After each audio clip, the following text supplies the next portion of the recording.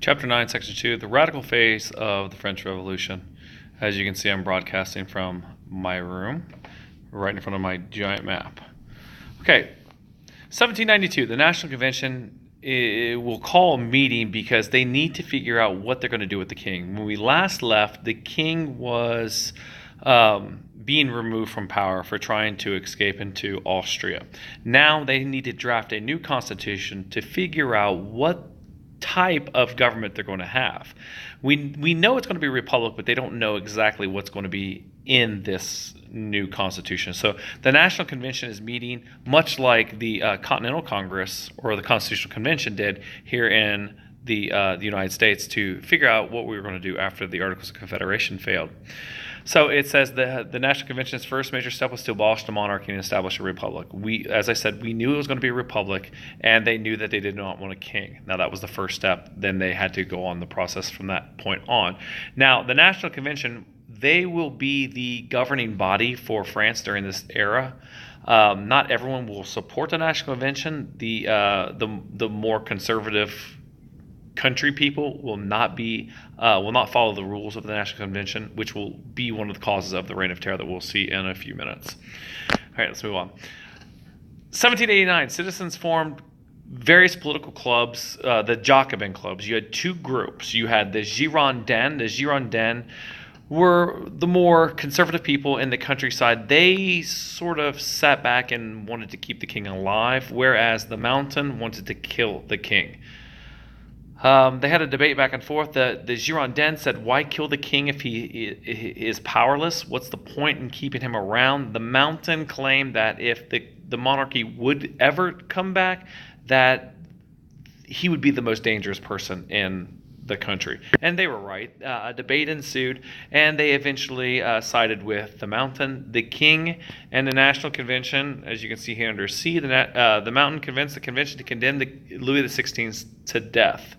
But this is a very dangerous thing, as you're going to see in two slides, because the execution will create all sorts of hard feelings throughout Europe, because one of the monarchical rulers of Europe is now killed by his own people.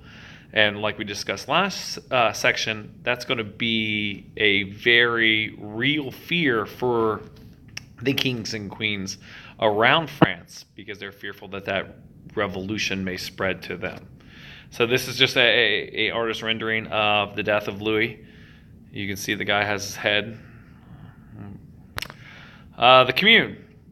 Now, while the National Convention held the power in France, the Paris Commune was still really influential in Paris and also around the country as well. They were led by a couple people, Maximilien Robespierre, but also Georges Danton.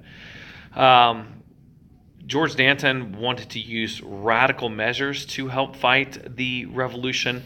And these radical measures, he's going to be very radical at first, but once the revolution sort of plays itself out, he says it's time to take down some of these radical elements. And he will get into an argument with Robespierre, because Robespierre is completely obsessed with power by this point, and it will lead to Georges Danton and his friends' execution. E here, you can see E is what we were talking about 2 slides ago, where once Louis is executed, these other countries, it says Austria, Prussia, Spain, Portugal, Great Britain, the Dutch republics, they all declare war on France because they're afraid that this is going to sort of spark a revolution in their country. In fact, they're upset because a lot of the royal family, remember, were related. It seemed that the revolution would be destroyed and the old regime would be established, which was the argument of the Mountain. The Mountain stated that if other countries would come in, that would occur, that the old regime would be established, Louis XVI would be king again, and then the revolution would be for naught. The Reign of Terror. It was during this time period that they felt that they needed to get control of the country. In order to do that, the National Convention gave the Committee of Public Safety these broad powers. The Committee of Public Safety were 12-member group that dominated France. They were an oligarchy. The most powerful of these leaders were Maximilien Robespierre and also Georges Danton. But mostly you need to know Maximilian Robespierre. The idea, or the purpose of the Committee of Public Safety was to defend France from all threats, both foreign and domestic.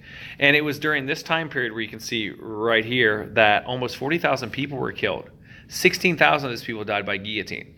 Now, the vast majority of these people were the Girondins from the countryside who did not support the National Convention and the Mountains' whole ploy of trying to kill the king. Here you have George Danton. Here on the to my right, and then to my left is my favorite character from the Revolution, Jean-Paul Marat. Now, Marat, for some reason, is cut out of your textbook, but he's such an important figure, and you should remember him from the movie that I had to throw him on the PowerPoint. All right, so the Committee of Public Safety's executions. There were several ways that they executed people during the Reign of Terror. You can see to my left again, you have cluster shots, and this is what they used in Lyon. Lyon, they lined people out into open fields and they shot them with these cluster shots. These cluster shots were like shotgun shells today. It was where you could kill multiple people with one actual payload or ordnance. Now, it said the most striking was the picture down at the bottom. This is the Nantes, the city of Nantes. They would load people onto these barges and they would intentionally sink these barges in order to drown their victims. It was sort of a form of mass killing. It was a way you could kill many people in an expedited fashion to speed up the process, if you will. And then down at the very bottom here, it says that clergy and the nobles made up 15% of deaths. Now you might think, well, what's that big deal? 85% will come from the third estate. Yeah, 15% of the deaths is coming from 2% of the population, whereas 85% of the death is coming from 98% of the population. So if you look at the ratio, more deaths per population came from the first and second estate than actually the third estate. All right, the Committee of Public Safety. The Republic of Virtue.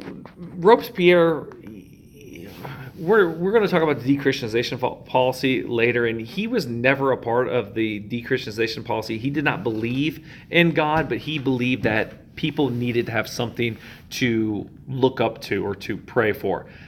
So the Republic of Virtue, you can see here, this is going to be the Festival of the Supreme Being that we're going to be talking about in a slide or two down the road.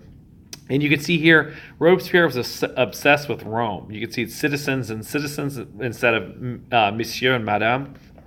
And they wore ancient togas, which is sort of weird. So the convention pursued the policy of dechristianization, and that's where they just took religion out of everything. If your name was named Saint Bernard, they would get rid of the saint title. And most Catholic buildings were either destroyed or sold off, with the exception of Notre Dame. Notre Dame is dubbed the Temple of Reason, so they allow it to remain open. And they changed the calendar. The calendar was changed so you'd have 3 weeks of 10 days. The 10th day would be a day of rest. And as the video told you, you should remember this. The purpose of this was to make sure that you would forget when Sunday was. There's some pictures of Notre Dame, a very beautiful building. The Republican calendar. We'll talk more about this actually in class. A nation in arms. So, as foreign troops gathered on its borders, the Committee of Public Safety will put out an appeal to its citizens to come fight. This will be one of the first times where it will be a people's army. Most of the wars fought were hired soldiers. They were paid. Now, this is going to be one of the first times in modern European history where this is going to be completely a citizen army.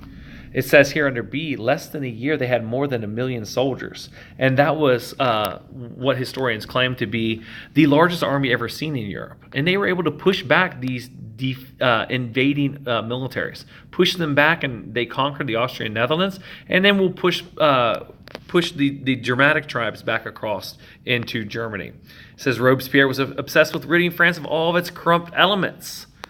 Many in the National Convention feared Robespierre, and they decided to act. It comes back to the Festival of the Supreme Being. They thought that he was going crazy, that he had lost his mind, so they decided to guillotine him before he guillotined them.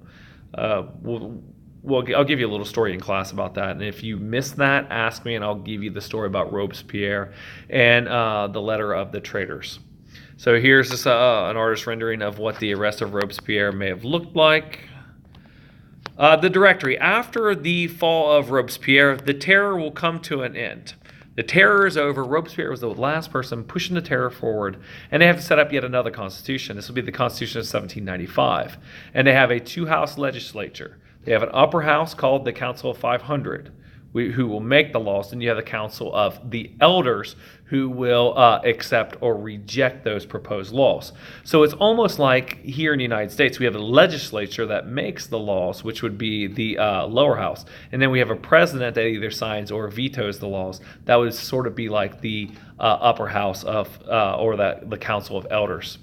Now, there were problems with this because it was like cronyism. If you talked about cronyism last year, that's where you only get the job because of who you know. That's the only reason why you get this spot. And this government was so corrupt; it was well known for this cronyism. So it was not a very popular government at all. They're going to look for a way to get out of it, and then the way they're going to get out of it will be Napoleon. It says, to stay in power, the Directory relied heavily upon the military. So the people who were against the Directory realized that in order for this government to be toppled, they needed somebody from the military, and they will look to Napoleon. Napoleon was this young general who became this military hero through the years, brigadier general at a young age. He was a very well-known and influential figure already in France, so they looked to him to lead the coup d'etat. And in 1799, that's what he did. He led the coup d'etat, toppled the Directory, and the French Revolution will come to its official end. And that is all.